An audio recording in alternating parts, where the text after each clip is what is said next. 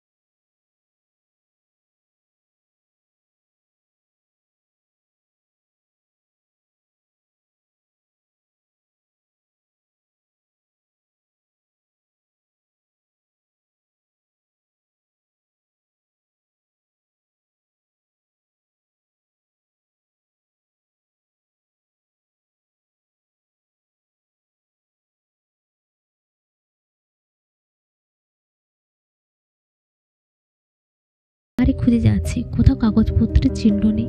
আবার যেন মাথায় আকাশ ভেঙে পড়ল।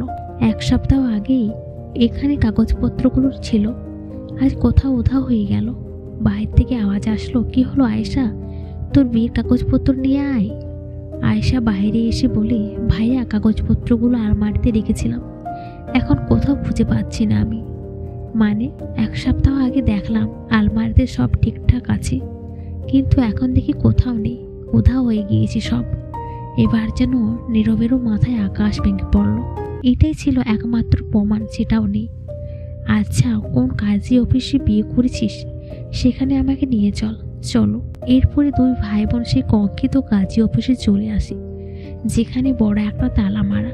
আশেপাশে মানুষকে জিজ্ঞেস করে সবাই বলি এখানে কোনো কাজী অফিস নেই। আপনারা যেটাকে কাজী অফিস বলতেছেন সেটা হলো খারাপ ছেলেদের আড্ডা। নীরব এবার সব কিছু বুঝে যায়। তার বোনকে প্ল্যান করে বিয়ে করেছে। এই সব কিছু ছিল নাটক। ভাইয়া বিশ্বাস করো, এখানে হাসিব আমাকে বিয়ে করেছে। হাসিব তোকে বোকা বানিয়েছে, বিয়ের নাটক করে তোর সঙ্গে রাত্রি যাপন করেছে। হাসপাতালে চল আমার সঙ্গে। হাসপাতালে কেন?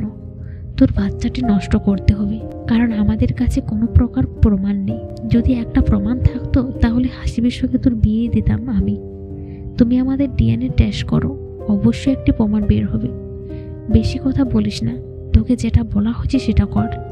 প্লিজ ভাইয়া, শেষ চেষ্টা করো, আমি নিশ্চয়ই প্রমাণ পাবো।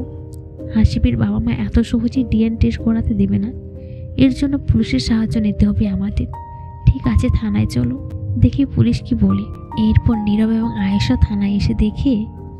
পরবর্তী পর্বের জন্য চ্যানেলটাকে অবশ্যই সাবস্ক্রাইব করুন, আর গল্পটি কেমন হয়েছে কমেন্ট করে অবশ্যই জানাবেন।